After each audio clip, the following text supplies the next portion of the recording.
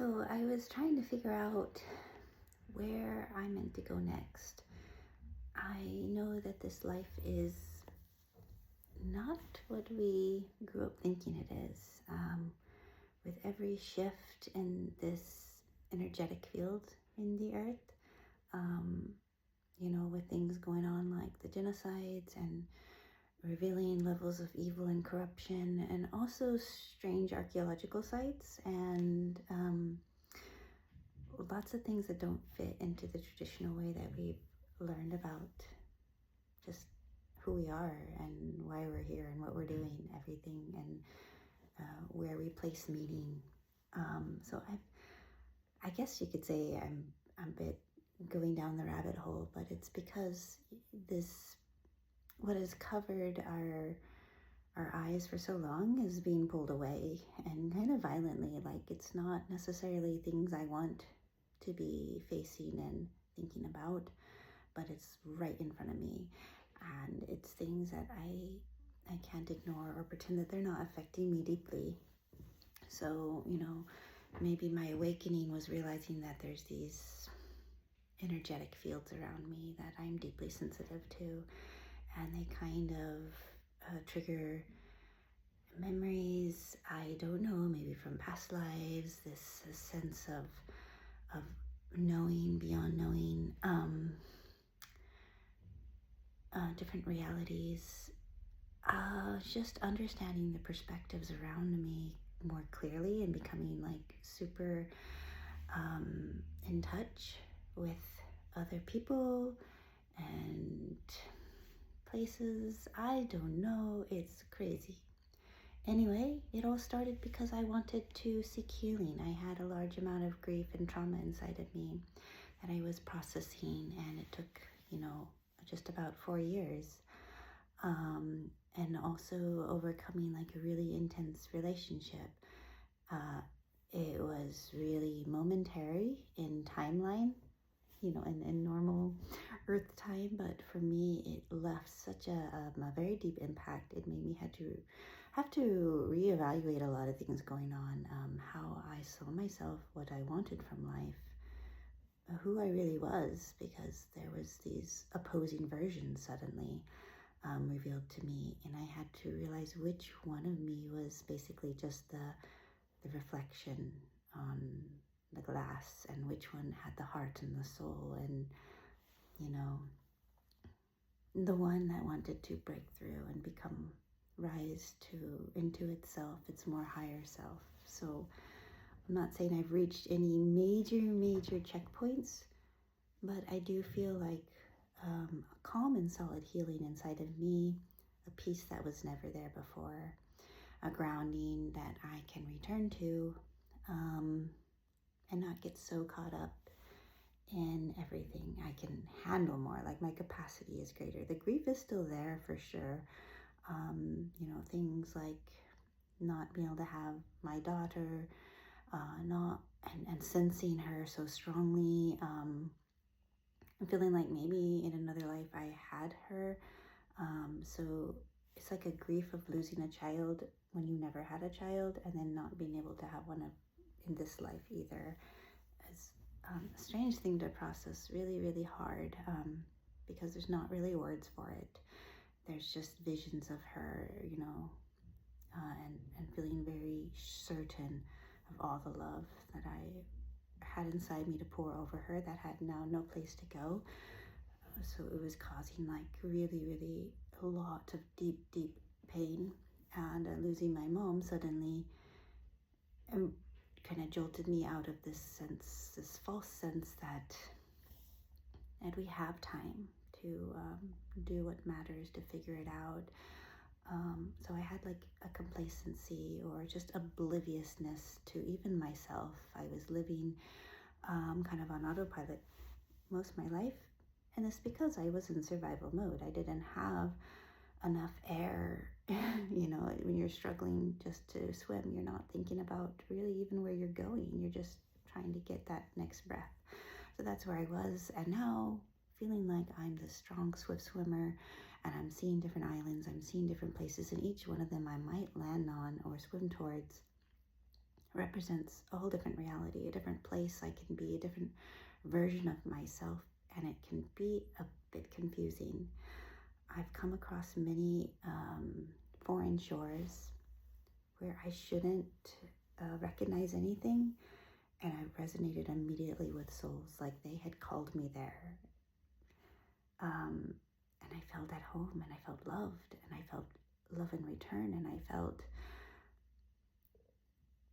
something about me coming alive, like a light coming on in a room, So it's like in my mind is this beautiful mansion, and all the lights were turned off, but maybe like just like the kitchen light, a little emergency kitchen light was on most of my life. And now it's becoming more luminous and full, and I can see through the hallways and the windows, and I can see out to these beautiful meadows and forests and sea. And here I store precious things of myself, of memories and experiences, and create more and more beauty, and hold space for those that have entered my life that maybe couldn't stay in the physical, but they're still so much a part of me now. Their energies intertwine, like I'm just a woven tapestry of so many things, so many experiences, and so many people. But back to what I was saying, so I'm considering, where do I go now with what I know, just basically like the tip of the iceberg, sensing that there's so much more in any area that I would dive into. I could go deeply into my creative side. I feel like I'm just starting to recognize that I can create something beautiful and positive with good energy, and I can dance, and I can write inspirational words, and words that really translate this energy into a language that others can resonate with. Otherwise, maybe it's just too vague or abstract. So I have this ability, born of my own inspiration and passion, like something I feel for really strongly inside, comes out of me in good, healthy ways that I see is good in this world. And I like that. I like that I leave this good impression behind in my wake. I can build and create beautiful spaces, just like the one I mentioned in my mind. This beautiful space inside of me, I can create outside in this world. I know I can make things beautiful, and I'm healing and create, even though I'm not stable myself, as far as like I'm not very predictable. I don't have roots. I move with the wind because I'm very intuitive, and I trust my intuition, and I trust what is meaningful and matters, and it may not make sense in this 3D world, but I am able to be something positive to others, I think, only because I really am curious of them. I'm really compassionate of them. I really want to see them and hear them and be there for them, so I can create a safe space, even if it's just some temporary, momentary place where they can rest and let down their luggage and unpack a bit and reorganize and get themselves back together and get some vision for themselves. And I'm not doing anything more than just being that space and that reflection, or that sounding wall, and letting them be vulnerable, and know that they're not judged, that I understand more than I can ever explain how complicated and unusual this life is, and how each of us have our own journeys that are not easily compared to others. There's no check marks I can say we should all be at this point, and then this point, and this point. It makes absolutely no sense. I feel like we're reincarnated consciousness, concentrated into this version of ourselves, with these whispers of memory and thoughts from our past selves. And also we are learning, and whatever we have integrated from this last life, we now face something new that helps us evolve. Like my spirit animal is the phoenix, so I'm constantly burning down to ash and rising again. And maybe I've been doing this for 1,000 years. I don't know. It's crazy talk, but at the same time, it's the best way I can describe this experience that I'm living. So, I've never done drugs. I don't like the idea of losing myself. I like my mind sharp. I'm inquisitive, I'm curious, I'm observing, I'm pushing my limits, I'm stepping into many unknowns, even places others might consider dangerous, because I have this sense that I can trust my instincts, my intuition, like I have what I sense is almost like what you might call a guardian angel. So my travels are very protected and also encouraged inside. Internally, I'm pulled towards places. And when I get there, like I said, I'm having experiences that are deeply meaningful and just at the time in my life where I'm receptive and ready for them. So all this is crazy talk, but it's not. It's coming from, 40 years of deep, very, very conscious living. I've curated this life carefully. It hasn't been by accident. I am who I am because I'm carefully considering my decisions, my movement through life, who I want to be, and building that person brick by brick, decision by decision. And, I want to be a thoughtful and conscious person. And I also want to be a soul that knows how to expand and unfold and reach for things and places people are afraid to entertain in their minds. Even there's so many things that humankind has learned to just shy away from. Like we've been told it's some sort of electric fence. If we touch it, we'll be hurt, and so we don't go near it. And that's a tragedy because our minds are naturally so curious, and I don't think anything about us that is so natural is evil. We distort our natural instincts into something weird when we deny them, when we push them down, and when we make them evil or try to dissociate from them. But if we accept that we have a curious mind for a reason, that it is a healthy, natural part of who we are, you can say a God-given trait of our experience on this earth, then you will accept that we are meant to question everything, to look up at the sky and the stars and wonder what they are, where that light is coming from, and what our connection to them is. Why? The why. Like the little child is always asking, what is this? What is this? What is this? Till it's incredibly annoying. We should continue that. If we can maintain the innocence of a child, meaning there is nothing that we are deeply afraid of because we haven't been told or hurt or put in our place yet, or made to be rigid, made to be adults, which is essentially just a more hardened version of a child. If we keep that open innocence where we're exploring everything with every capacity that we have, and looking at things in all perspectives, reaching and touching, there is nothing forbidden. Sexuality should not be forbidden. It should be something healthy that we try to understand and explore and resonate with, understand our reaction to it, what brings us closer to our higher selves, what pulls us away, what blocks us, what brings us into healing and unity, and how touching another soul is impacting just life, period. And, other forbidden topics such as religion. People become so fearful of pushing this and questioning this, and I think that's exactly what we should do, because it's not about our loyalty to a structure. It's about what's happening in our heart, and a pure heart will always seek the path that is healing and beautiful and good. And how do we know this path unless we question everything? So I'm trying to figure out, where do I move from here? And there's so many different places to focus on. Do I focus on my spirituality? Do I focus on this unknown of understanding and comprehending, what is this vast mental landscape? I'm talking about things like that we're uncovering with archaeological sites, and that the spiritual guides are coming up with questions that I can mess around with in my mind.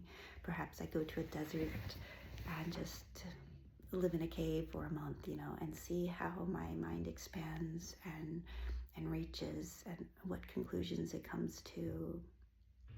And I shouldn't say conclusions, but I mean, like, where does it naturally flow when given complete openness, complete space, complete freedom? Otherwise, a lot of places I feel pulled in different directions from different energies.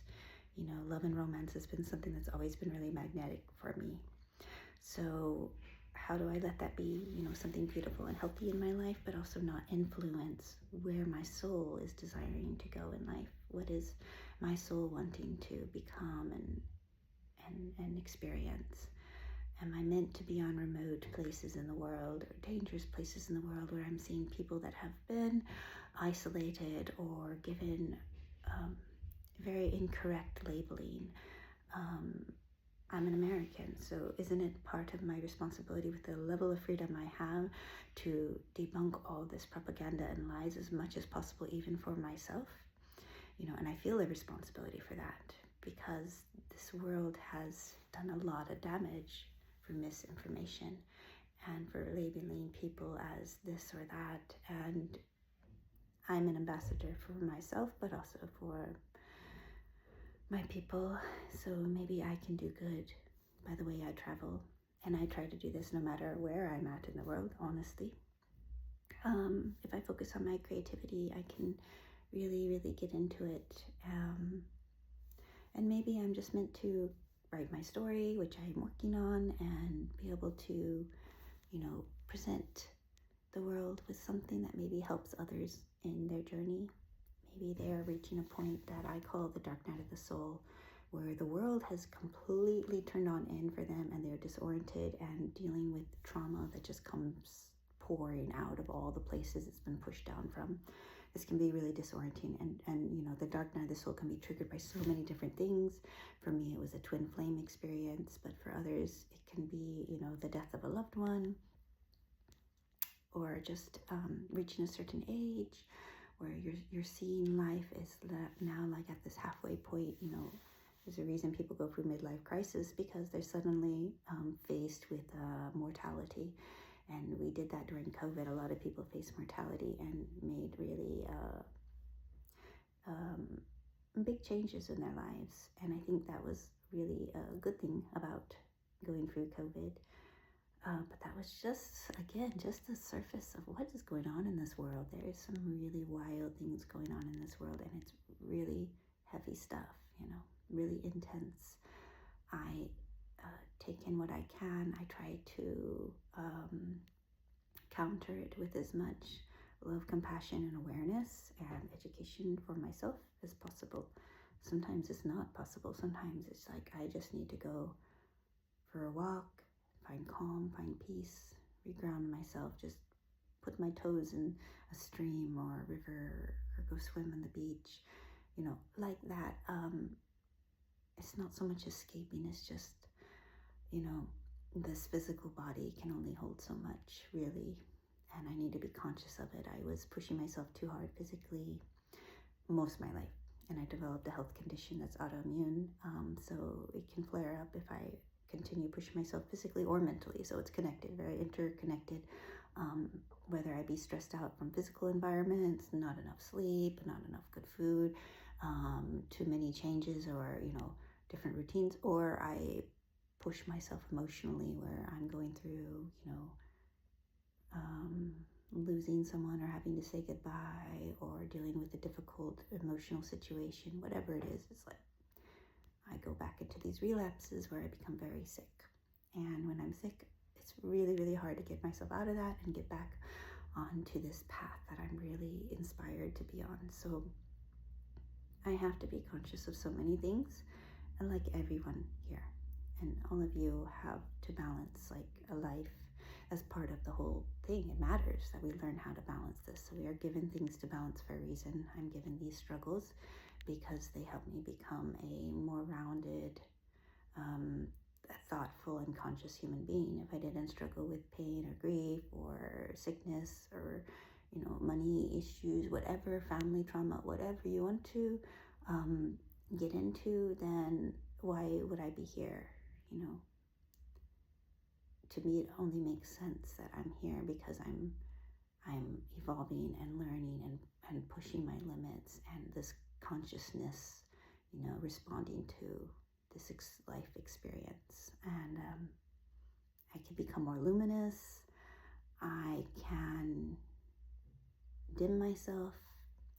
I have like a lot of freedom and agency over my destiny in this lifetime, but it does set myself up for the next one. And I kind of have this weird theory that I want to give myself, either in the end of this life or in the next one, something really beautiful. I want to gift myself something really lovely, whether it be a really deep sense of belonging and happiness and contentment, a soul peace. I want to give myself this really well-established center, so I meditate and I seek out words of wisdom and love and compassion. I'm building this for myself, but also through like romantic connections. I like the idea of having like a love someday, even in the next life, that is really healthy and stable, and I'm able to like share so much of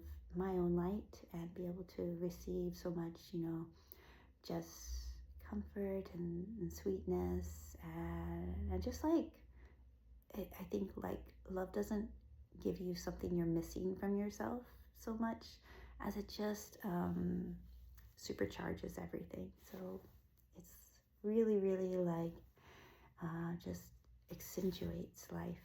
It gives it that extra charge, and so I like that idea for myself. Even I can't receive it in this life, that I actively do all the work towards healing and being the best version of myself, and being independent actually is part of that. Being able to stand on my own and have my own balance, my own strength.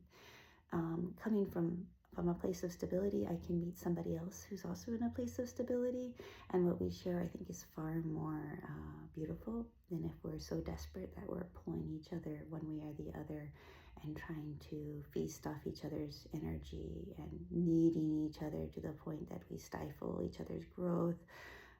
Kind of like a drowning person will pull the person saving them under the water and not do it purposely. Um, and that happens a lot. So maybe I was that drowning person and willing to pull somebody under so I could have a breath, and I didn't like that version of myself.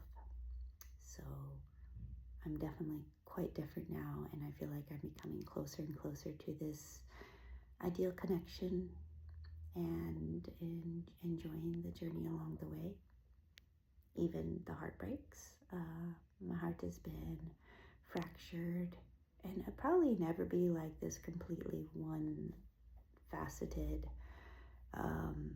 smooth surface ever again.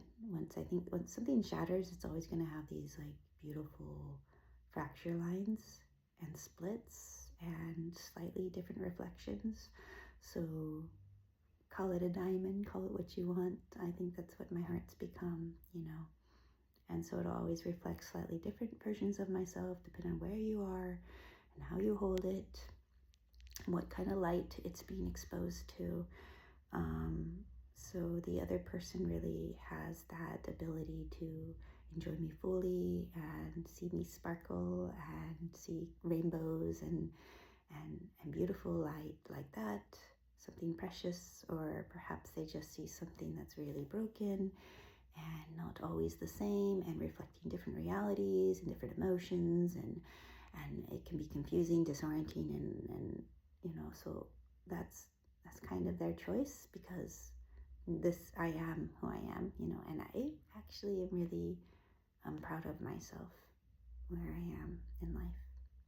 And yeah, and so now I'm just figuring out the next step, and it's not crazy important, because I have this sense that there's a quote is like, the way will appear, something like, take the first step and the way appears. So I just need to find the first step. I don't need to plan it all out. I just need to sense in this kind of thick fog, first of all, to orientate myself which direction matters the most, and there's not really a wrong direction, and just take a step. And it could be a little tentative, it's okay, but I like to have a vision of myself, and go towards that. So maybe my vision of myself is a more expanded mind, but I also know I need to build on my capacity, because I don't want to be overwhelmed and stressed out or crash out, like that. And I also like the idea of being an inspirational creator, somebody that can light other people's world a little bit, bring some happiness, and also like I know whether this is something I really want to be or not, that I'm a bridge between worlds, that I'm not always the one standing on either side of the land. I'm this bridge. So I meet people often when they're at really intense crossroads, really important transitions in their lives. And I meet them and I become kind of a bridge for them. And this seems to be, a reoccurring role in my life. Well, my own personal journey for me is my heart journey. And like I mentioned, it's understanding love, and both for myself and for the connections that I experience. Anyway, if you've been listening to this very, very long, deep conversation, I appreciate it. And I wish you a most lovely day and time in your own journey. May you have lots of inspiration and love.